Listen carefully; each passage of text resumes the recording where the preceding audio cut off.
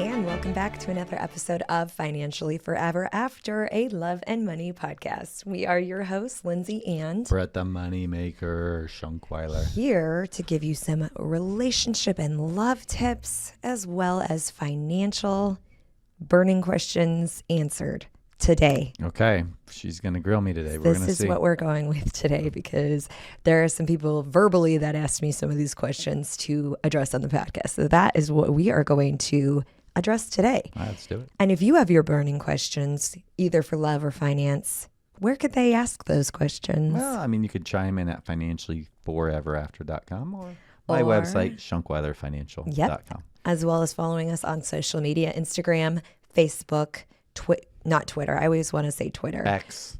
TikTok, because TikTok is back on. Oh, yeah, back on. Maybe after temporarily or maybe permanently. Who knows? after a little bit of hiatus. Yeah. So we're going to talk about relationship wise today, and the term is sleep divorce. Take a guess. So sleep divorce. This means that they're still together, either in a relationship or married. Not sleeping in the same bed. That's it. It's got to be simple. Ding, ding, ding. Boom. Or as far as even taking it as far as sleeping in separate bedrooms altogether. So sleep divorce. You're still in a committed relationship. You just ain't sleeping together. So according to howstuffworks.com, there are 7 reasons why people choose to sleep divorce. And I want you, my lovely husband, to take a guess what you think some of these reasons would be. I know number 1 is snoring. What? Snoring? I would have never guessed. She says that because she has really bad snoring. Sarcasm. I have to deal with it all. Oh my gosh.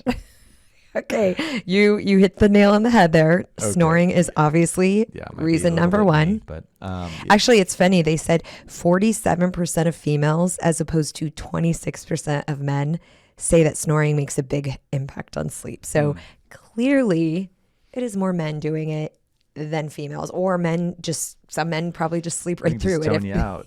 Exactly. Okay, what would you say some of the other reasons are?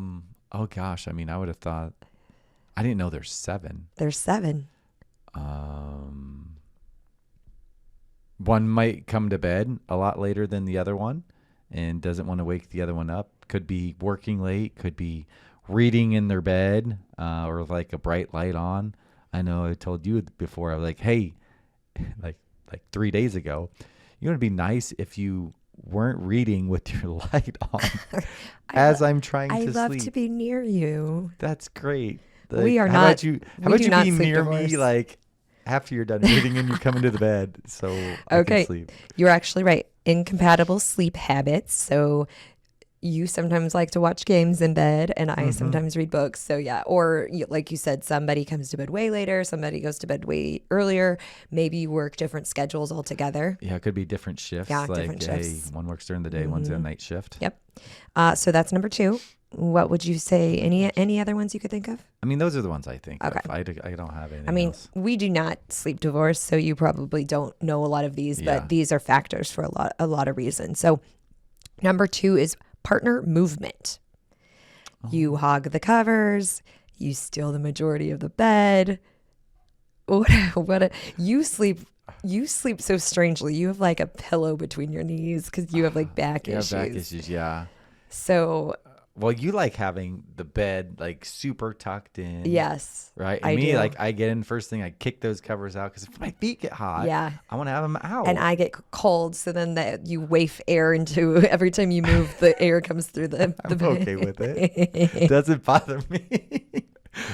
You know, I kick them and I wrap them. That's not a compromise. No, that's You're not compromising. I'm sorry. I love you. But I kick them out because then if I'm cold, I can tuck them underneath and then wrap my feet. Yeah, and then then your poor spouse is left cold because I didn't get it's just for like 2 seconds. 2 seconds. Okay, so there's another one. Needs of children and pets. Oh. So let's be real here. 3's a crowd. We had our older 2 never really did sleep with us, but our youngest And then she was the baby. Of course, we were like, sure, baby, you can sleep with us. And she would cuddle into us. She's the worst to sleep with. She is such a You're little like, don't ever get big. We like pillow you hog. staying But no, little. she's just a pillow hog. And then she sleeps hot. It's like sleeping next to a lump of coal. She's just warm. And so you're like, oh my gosh, I'm so hot right now. And she's right next to you. I And just feel bad. They come downstairs and they come. Oh, I want to sleep. I'm not feeling. Okay, sure. We'll put you in bed. And then like, okay, but like, can we get you out of bed Yeah. in like an hour? And usually, I mean, after can't an hour sleep or with two, this. she herself is like, we're like, can we take you up to bed? And she's like, yeah. So Oh my we never gosh. really had that problem. But there are probably people in relationships that have kids or pets where one is just like, I can't sleep with it. I know a couple friends would rather sleep with their kids in their bed than have to worry about the kid coming to their bedroom. So maybe that works. Maybe your separate bed is in your kid's bed because you know you're going to be in there anyway. Just as well start off the Oh, night geez. there. Yeah. So there's another one. Sleep disorders. This is huge. This one is so it kind of goes with snoring, but apnea. There are Hey, times in the we middle of the tested. I night, didn't have I'm it. like, are you alive? Because you stopped breathing. So your test obviously was wrong because you for sure have sleep apnea, that gasping, that I'm like, oh my gosh, is he dead? Is he dead? So yeah, that wakes me up. Insomnia. If your partner struggles with insomnia and they just can't sleep and, tossing and turning, it might be better just to sleep in separate bedrooms. Disagreeing over bedroom details. So we do pretty good because we like to have our box fan running, our ceiling fan running. We like it kind of cold in the room. Like it cold. We like a fan. The only thing I would just say for we disagree on background noise. in that regards is you like it really dark, and I'm a scaredy cat, and I like to have like a little bit of a light, Just like, a little night light. I need a nightlight. Like, Well, I think hello, you're a grown woman. Like, you don't need a night. think it started when our kids were little because we had a nightlight outside our bedroom to help them find our bed when they were little, and then I just kind of got used to it. So now I don't like to sleep in the dark. When I'm gone, you'll literally like, who's gonna stay with mom Oh, yeah. while you're gone? Oh, yeah. I don't want to be I- by myself. I like the feeling of having someone sleep next to me. Like I don't do well with by myself. I'm not my sister said she's like, I love when I'm by myself. She like starfishes out. And I'm like, I like to have a little snuggle person. And if next I'm to ever me. gone, what do? You have a knife. Of course. Yeah, you have a knife on the nightstand next to you. I'm like, what are you gonna do? Knife the robber that's coming to come in? They're like, oh, hold still while I try to get you with my knife. Hey. Like no problem. Whatever works. Whatever works. All right. Finally, number 7 is relationship issues. So sending that partner to the couch. You're just already like, whatever. I know we're Maybe you wanna fighting. be on the couch. I'm just going to sleep without you tonight anyway. So there you go. So 7 reasons for sleep divorce. So there's actually a study on clevelandclinic.com, and they did say there were benefits to sleeping apart. It gives you personal space, fewer things to fight about. So you're not arguing over the covers. Because you're already fighting. Yeah, you might be already fighting. But you can also get better sleep. So if your spouse is someone who snores or has sleep apnea, We do have a couple sets of friends that they sleep sleep in separate apart. rooms, Yeah, they're and happily it works married, for and it their works, yeah. marriage. So yeah, it's not necessarily a bad thing. Though they did say there are a few drawbacks. So if was you gonna are going to have assume sleep that divorce or yeah, sleep there part, were. sleep separately, I mean, heck, it worked for I Love Lucy. Do you remember that show? Did you ever watch I it? watched it a couple times. They were in the is same all. room, but they had separate beds. Okay. But they were like twin beds. I mean, that was a long It time was ago. yeah. So, but I'm just saying, back in the 40s and 50s, that was like a thing. So some of the drawbacks, it can decrease intimacy. obviously. So you're not next to no, each not other. necessarily sex, like intimacy as far as cuddling or just that physical touch. Sex, obviously, that can decrease if you're not in the same bed. So it might be expensive. Beds aren't cheap, so affording 2 beds can be pricey if you can't afford it. You could be lonely, and you could also foster resentment. So if one spouse is wanting this sleep arrangement and the other one isn't, that could be a problem. So you got to make sure both parties are on board with it. I did see an article about a couple in New York. New York is tight. Like living quarters are tight. Oh, that'd be expensive. But they didn't sleep well, and they had a loft apartment, so everything was, or not loft, studio apartment, so everything's one level. No bedrooms. So they got bunk beds.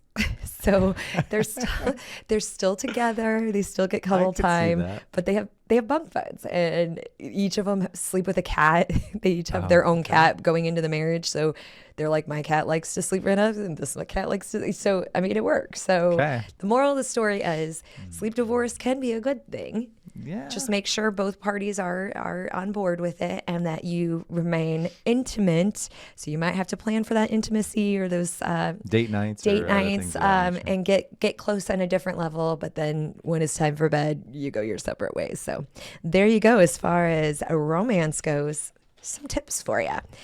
So finance today, we're doing things a little differently. I'm going to rapid fire some financial questions at Brett, Okay. and he, a wise financial advisor, All is right. going to come up with some answers for All right. us. Let's go. Let's do this.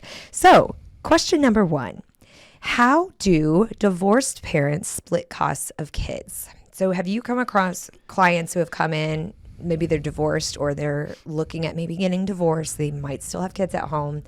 You, as a financial advisor, So usually quadro has to happen. Qualified domestic relations order, I believe, is the exact terms for that. But it says like who has to pay what or what, for instance, all right, the mom's got to pay all these costs. The dad has to pay all these costs.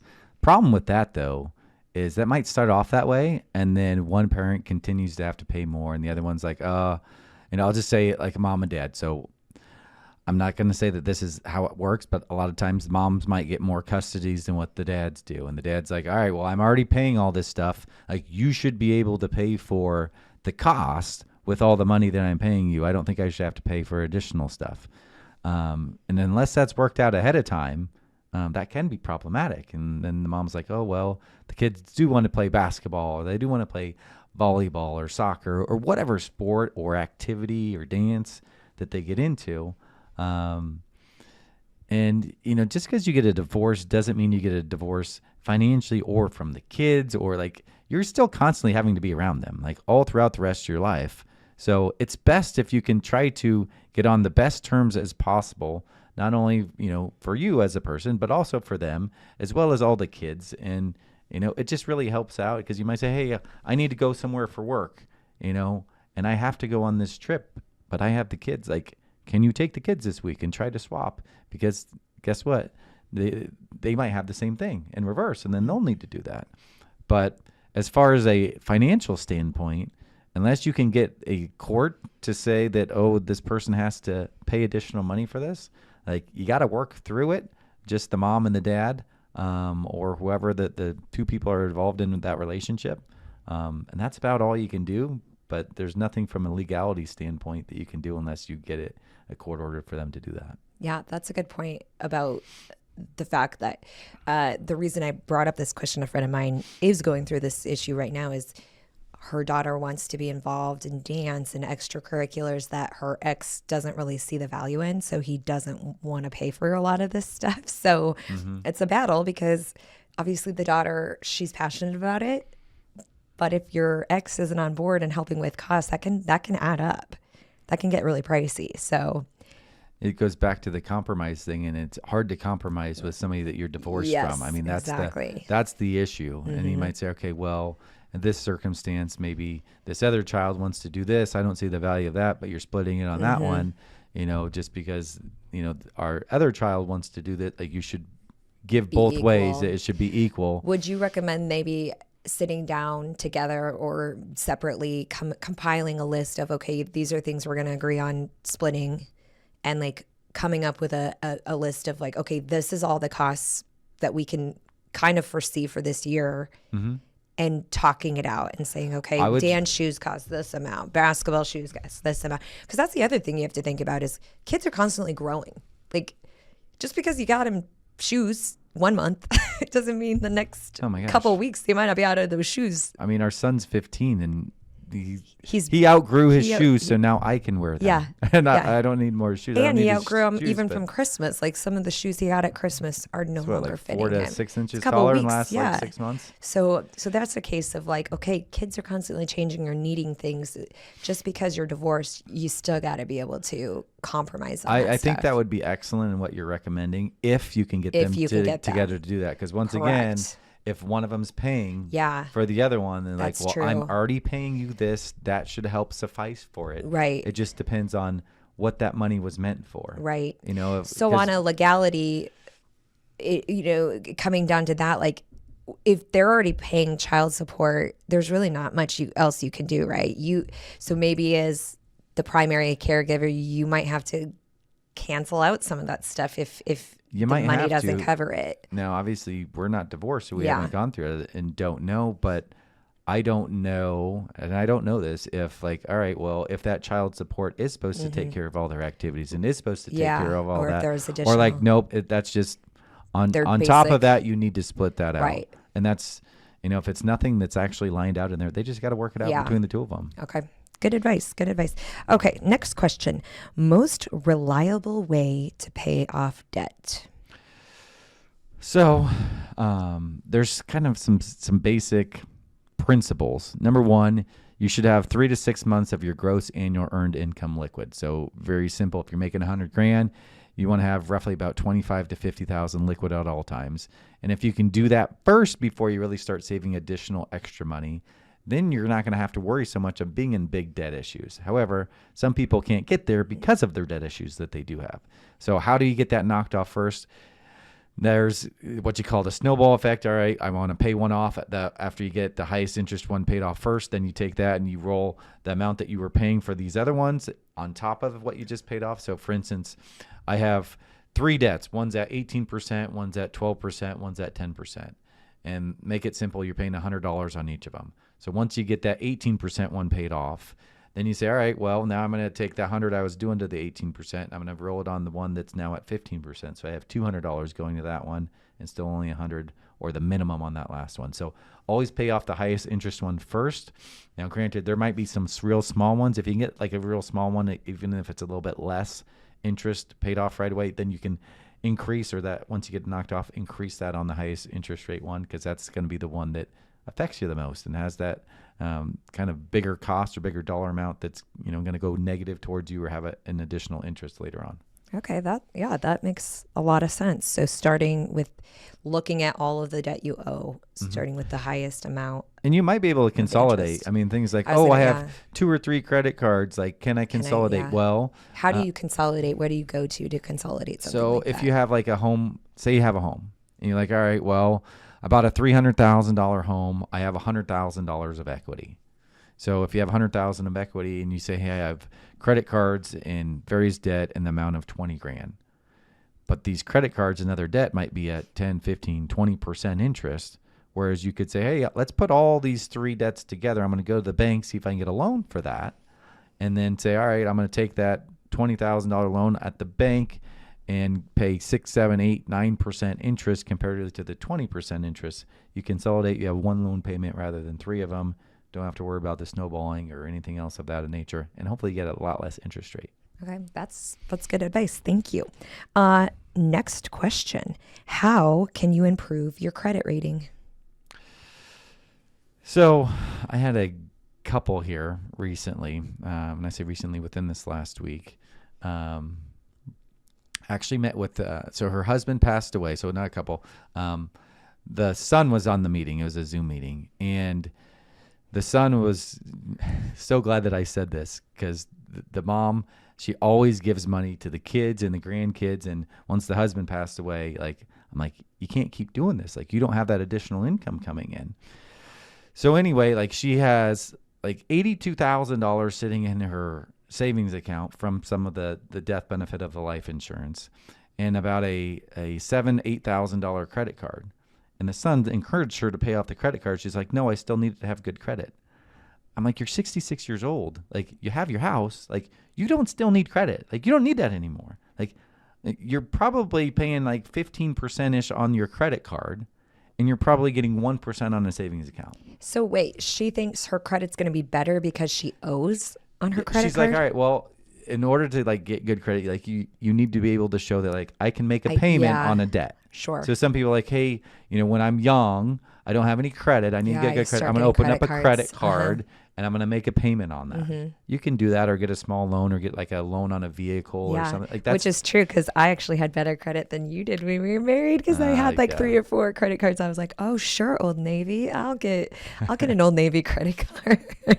Oh, sure, Gap. I'll get a credit card. We're not pushing to get additional cards here. Just saying. No. But to start out, get credit, like that's how you have to do. You have to get some, some basic cards and then pay on them so you can make a monthly payment. But later on in life, like you don't need that. Yeah. Like you don't need that anymore. So like pay off that extra credit card debt, and then we're going to repurpose. So we're moving that other, $60,000, $70,000, $80,000 to something else that earns a little bit more interest. Keep it liquid for. Is credit cards the only way you can get a good credit rating? Or No, is it I mean home loan, loans? car loan. Just some basic loan type of things that you would have to show that you can pay stuff up monthly. You get a store card, a Kohl's card, Target card. But don't overspend where you're not able to pay it off, because will that go in your? That's not in your favor then if you're not able to pay them off. So what we do is we have it set up, and I encourage everybody to do this, to make sure that you set it up to auto pay. Yes. So it's like, hey, if you can't pay it off from your checking or savings account, don't charge it. Now, granted, there's always emergency situations, and not everybody's, I didn't save that up, or I had this happen, or I had this in for. Fine, we get it. Emergencies come up. But as a general rule, you want to make sure that you don't put anything on a card that you can't pay off on a monthly basis, because you can earn points and various other things of that nature. Okay, that is good. Well, last question I wanted you to cover today before we end our podcast. What does it mean to create a personal budget? Budgets can be done a lot of different ways. We used to fight about budgets at one point, and then I'm like, I gotta find. What? I gotta find ways to make some more money to make up. Talked about this for some of this stuff, but an easy way to do a budget is to say, all right, look at your monthly statements that you're getting from your bank, because you know what's going in there, and then you can see what's being withdrawn out. So like, hey, just making up numbers here. I have $5,000 a month that's being deposited into my checking account from my pay, and I noticed that my bank account on a monthly basis is going up $500 a month. Okay, well that really tells you you're spending about $400 or $4,500 a month. So we can repurpose that $500 somewhere else as long as you have enough available money there. If it start going the other way, then like, okay, you need to look at your spending habits. But a good thing too is if you say, all right, everything's either on a credit card that you pay off monthly or on your bank statement, you can go through that and say, hey, is there stuff that we're paying extra? Like we talked before, like you and I have extra subscriptions and other things on like streaming services, like we need to cut. Yeah. But that's a couple ways to look at that. Or daily coffees. Maybe you do weekly coffees instead. Little ways to cut those budgets. So great answers for those questions. And if you have questions, feel free to write them in. We are happy to address those on future episodes as well. But thanks for those answers, babe. You bet. Good advice. Thanks for joining us on another episode of Financially Forever After, a Love and Money podcast.